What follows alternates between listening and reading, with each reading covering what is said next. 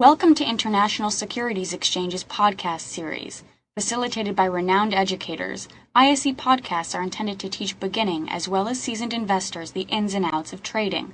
To find an updated list of podcasts, please visit www.ise.com/podcasts.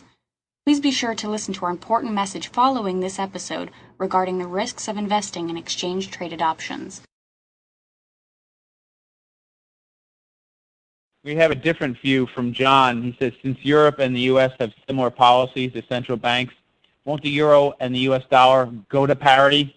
And I think you actually have been saying that, obviously not in the next 3 or 6 months, but that it's potential that it could actually work out the reverse of what everybody's talking about. So parity, what do you think, Jack? Yeah, we think parity is a very big potential, possibly even more. Sidestepping what we talked about today, it's kind of another issue. We happen to think that the euro structurally is really in trouble. It's an artificial construct in a very, very big way. There's not a legitimate business cycle synchronization or political synchronization, which are required for a common currency zone to withstand the type of pressures that it's starting to go through. In fact, I think, Steve, we're going to do a webinar on this, why the euro could potentially disappear. And we're also in the process, which we hopefully will finish this week, we're writing a special report of why we think the euro has the potential to break up. So, we are very much on board with this idea that the euro could go to parity against the U.S. dollar. And in fact, on a purchasing power parity basis at the moment, the euro should be around 110 already. Oh, I didn't know that. That's interesting. Andrew wants to know, what is the U.S. savings rate right now? What are we at, 3-4%, Jack? I think you showed us the slide. 3 to 4%, right, of GDP, and we were negative 2% in the midst of that cycle, to give you an idea how massive the borrowing was and how massive the wealth push was on the stocks and the housing side of the market. Ultimately, we could get back to 8 to 10% savings rates, which have been normal in the U.S. And in fact, if you look before that 1998, when the Asian countries started recycling their surpluses into the U.S.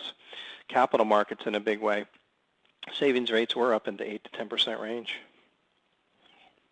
Thank you. Daniel has a question, and of course, this is really, I would say it's subjective. I mean, everything in life is subjective, but Daniel wants to know, Jack, what do you think? Where do you think the U.S. is going to fit in as far as where we, I guess, end up in the world? Second, third, fourth. Talking about our, we are the big dog, as you said. If things start to fail, I mean, do we end up fourth? Fifth, second? What do you think? Yeah, it purely would be guessing. I think everybody is handicapping China, but we also have to remember, history has thrown a lot of curveballs. Things don't happen in stair-step fashion. There's really not. I don't think there's anything called destiny really in the historical. If you look at it, China still has a problem, although the Politburo and the Chinese Communist Party has really cracked down on any form of democracy expressions. They really have a problem because they have a more increasingly highly educated middle and upper class that aren't those that aren't party members and getting party favors, growing, that are discontented, and then that's the class that could create the problems for China. They've got the rural people who just are subsistence level, just trying to feed themselves, but it's the rising wealth in the middle classes in the cities that potentially could be a problem that have stayed in line. So it's very, very, it's very, very hard to say. But if there's, I'd just be guessing. If the U.S. continues on the path of what they're doing at 80, 100% debt to GDP, you got to think that the U.S. Role in the world will decline dramatically in the next 10 years. And again, it doesn't mean this can't reverse. The U.S. has healed itself many times before. And this is something very poignant to me. I remember, as I think I was just out of college, like 1980 or something, and I was reading in the Wall Street Journal that the Japanese finance minister, if you remember, Japan was on top of the world back then in the early 80s. Japanese finance minister said that the U.S. Will, I think, will be our farm. The U.S. will be our farm, and Europe will be our boutique. That's how cocky they were getting. And of course, we know what happened to Japan, the lost decade and 12 years of deflation. So these things aren't set in concrete, but yeah, it's very, very hard to guess. But the path that we're on in terms of monetizing debt is very, very ugly and very, very nasty, and it needs to be turned around. Well put. Jack, another question, and this is really an interesting one.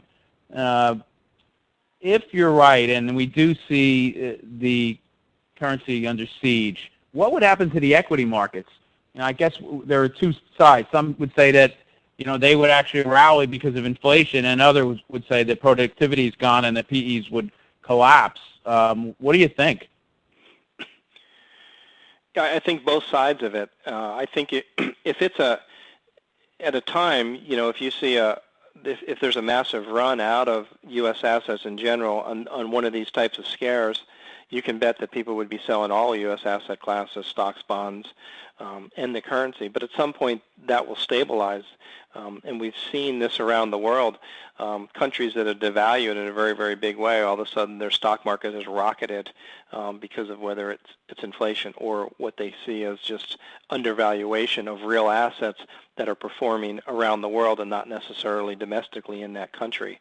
So I think you summed it up, actually, Steve, I think pretty well. Oh, thanks, Jack. Here's another one. Here's another Jack. Is there a possible scenario where we would go from a floating exchange rate to fixed exchange rate? Do you see that everyone's going to be managing their exchange rates? And that sounds like anti-globalization. I don't see that only because, we've been kind of constantly sold this mantra, this bill of goods of free trade, which is something that I don't necessarily believe in, but it would kind of go against all of that stuff.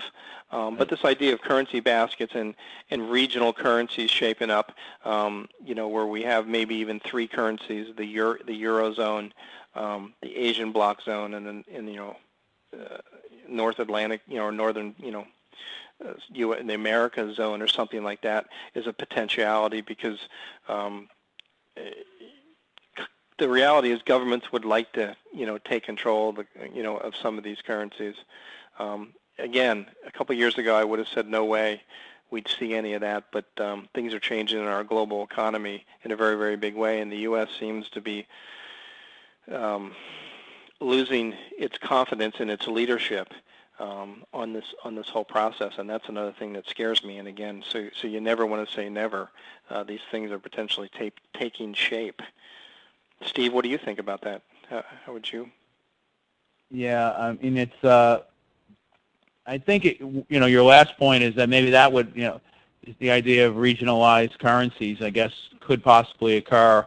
Maybe that's what Brazil and China are thinking, or trying to force the U.S.'s hand to create a regionalized currency. But what will be interesting, as you always point out, is that there's a lot of opportunities to trade, and we could sit here over a cup of coffee or a couple cups of coffee and have these grandiose ideas, but these things are going to play out over a decade or even many decades, and we're going to need to think about things prior to that.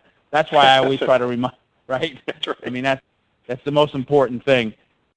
Thank you for listening to our podcast. To find more podcasts on options, stocks, alternative markets, and market data, please visit www.ise.com/podcasts.